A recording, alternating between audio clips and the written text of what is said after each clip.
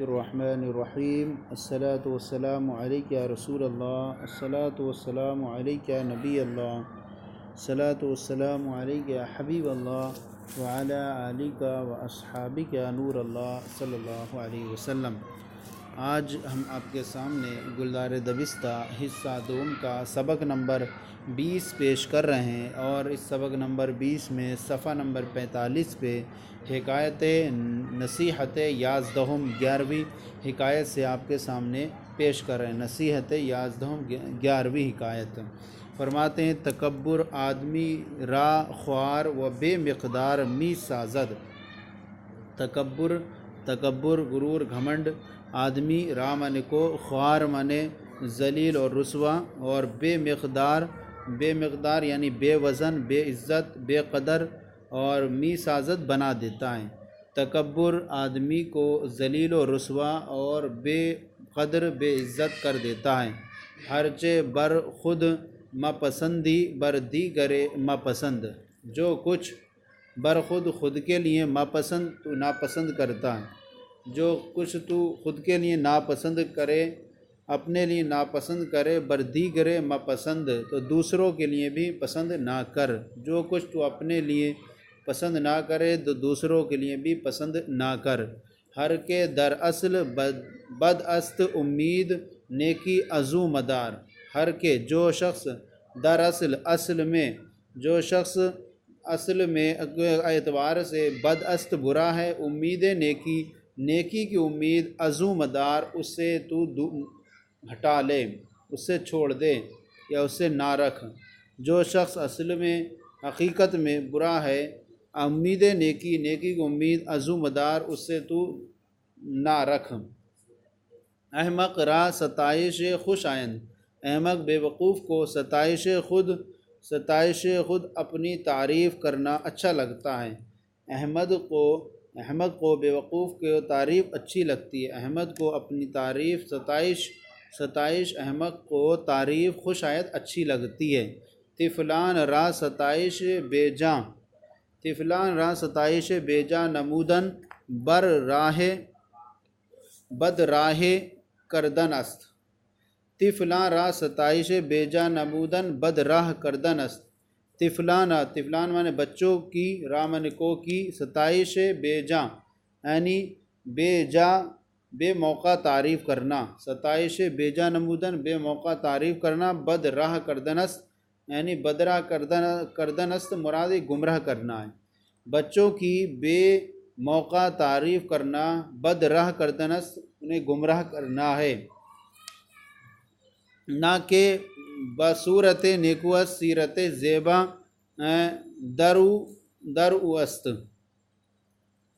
نہ کہ بصورت نیکوست، ایسا نہیں کہ جو صورت کے اعتبار سے نیکوست اچھا ہے وہ بصیرت زیبا وہ اخلاق کے اعتبار سے بھی اچھا ہو۔ بصیرت زیبا یعنی اخلاق کی سیرت، جو ظاہر میں اچھا ہے، جو صورت کے اعتبار سے اچھا ہے، ایسا نہیں کہ سیرت زیبا درو است کہ اخلاق حسنہ بھی اس میں شامل ہوں۔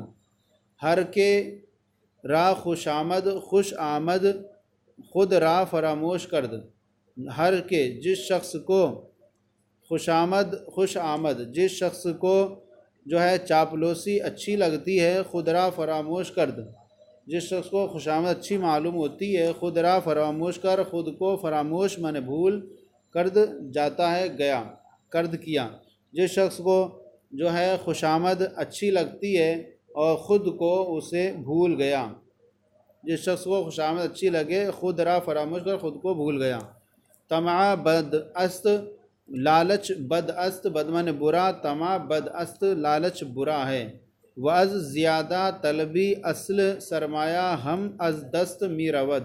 وَاَز زیادہ طلبی اور زیادہ طلب کرنے سے، اصل سرمایہ اصل پونجی اور اصل سرمایہ، ہم مانے بھی، از دست مانے ہاتھ سے، می رود چلا جاتا ہے، اور زیادہ طلب سے اصل سرمایہ اصل پونجی، ہم مانے بھی، از دست ہاتھ سے، می رود چلی جاتی ہے۔ نصیحت دوازدہم 12ویں حکایت ذُنُّون مصری را پرسیدند، ذُنُّون مصری سے لوگوں نے پوچھا عبادت کیا ہے، عبادت کسے کہتے ہیں؟ گفت انہوں نے کہا در ہمہ حال، در معنی میں ہمہ حال تمام حالتوں میں، بندہ او اس کے بندے کو، باشی یعنی تمام حالات میں بندہ اوش اس کا بندہ ہو جا، چنا کہ او در ہمہ حال مولائے تست، جس طرح سے کہ او من وہ در ہمہ حال تمام حالتوں میں مولائے تست تیرا مولا ہے۔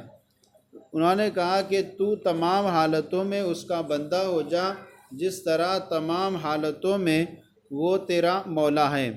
الحق نوعی یعنی حق طریقہ یہ ہے کہ در خواجگی او تقصیر نیست، در خواجگی معنی آقائی، او اس کی آقائی میں تقصیر نیست، کوئی کوتاہی کوئی کمی نہیں ہے، باید کہ در بندگی و اطاعت و از ما مردم نید قصور نباشد، چاہیے کہ بندگی و اطاعت و اس کی اطاعت اور بندگی میں، تو اب چاہیے کہ اس کی غلامی اور بندگی میں از ما مردم اب ہم لوگوں سے بھی نیز قصور نباشد کوئی بھی کمی کوئی غلطی نہ ہو، تو اس لیے کہ چاہیے کہ غلامی اور اطاعت میں ہم لوگوں سے نیز بھی ہم لوگوں سے بھی کوئی غلطی نہ ہو۔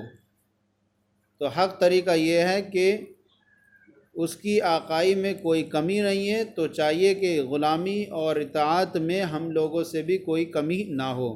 نصیحت 13 13ویں حکایت۔ ہر گاہ کے دو کار کے نقیص یک دیگر اند، بنا گاہ ترا رو دہند۔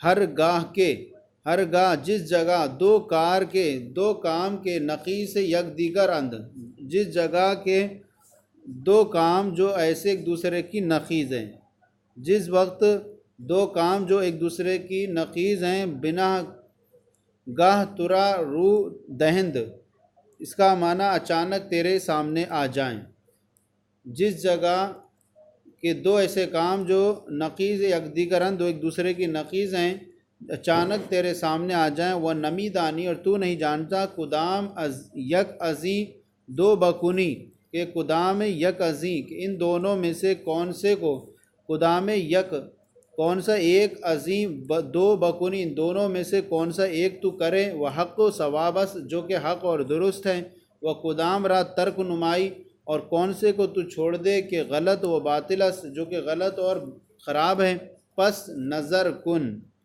دیکھو ان دونوں میں سے، نظر کن دیکھو کہ دری قدام یک کہ ان میں سے قدام یک کہ کون سا ایک، ازیں دو ان دونوں میں سے ان دونوں کاموں میں سے کون سا ایک جو ہے بخواہش و ہوائے تو نزدیکک تیری خواہش اور آرزو کے زیادہ قریب ہے، تو پس نظر کرو کہ دری قدام یک کہ ازیں دو ان دونوں میں سے کون سا ایک، دری قدام یک کہ ایک کون سا ان میں سے یعنی ان دونوں میں سے کون سا ایک، بخواہش و ہوائے تو تیری خواہش اور آرزو کے زیادہ قریب ہے، آرا مخالفت بکن اس کی مخالفت کرو، و باطل معیار اور اس کو ختم کر دو، وہ زیرا کہ حق و ثواب در خلاف ہوا و حوست آدمی است، اس لیے کہ حق اور درستگی جو ہوتی ہے در خلاف ہوا و حوست آدمی است، اس لیے کہ درستگی جو ہے وہ آدمی کی خواہش اور لالچ کی مخالفت میں ہوتی ہے، اس لیے کہ جو درستگی اور حق آدمی کی نفسانی خواہش کے مخالف ہے، اس لیے کہ درستگی اور حق در خلاف ہوا و ہوس آدمی کی جو ہے وہ آرزو اور لالچ کے خلاف میں ہے۔ نصیحت 14ویں حکایت۔ 14ویں نصیحت۔ ہر کے تلخ گوئی و ترش روئی و زشت خوئی بود، تلخ روئی کڑوی بات بولنے والا، و ترش روئی اور بری باتیں کرنے والا، خوش اخلاقی سے پیش نہ آنے والا، و زشت خوئی اور بد اخلاق، بری عادت والا، جو شخص کڑوی باتیں بولنے والا اور خوش اخلاقی سے بات نہ کرنے والا اور بری عادت والا ہوتا ہے، جو شخص کڑوی باتیں کرنے والا اور خوش اخلاقی سے بات نہ کرنے والا، وہ زشت خوئی، بود اور بری عادت والا ہوتا ہے۔ ہما کس اورا دشمن گیرند، ہما کس تمام لوگ، اورا اس کو دشمن رکھتے ہیں، تمام لوگ اس کو اپنا دشمن، تمام لوگ اس کو دشمن سمجھتے ہیں تو تمام لوگ اس کو دشمن سمجھتے ہیں۔ وہ ہر کے دروغ نگوید، جو شخص جھوٹ نہ بولے، وعدہ خلاف نہ کند اور وعدہ خلافی نہ کرے، وہ مردم نہ زیارت اور نہ زیارد، نیازارد آزاردن مصدر ستانا، اور وعدہ خلافی نہ کرے اور لوگوں کو نہ ستائے۔ ہما کس پورا دوست دارن، تو تمام لوگ اس کو دوست رکھتے ہیں۔ نصیحت 15ویں حکایت، 15ویں نصیحت۔ چہار چیز دلیل بزرگیس، چار چیزیں بڑے ہونے کی دلیل ہیں۔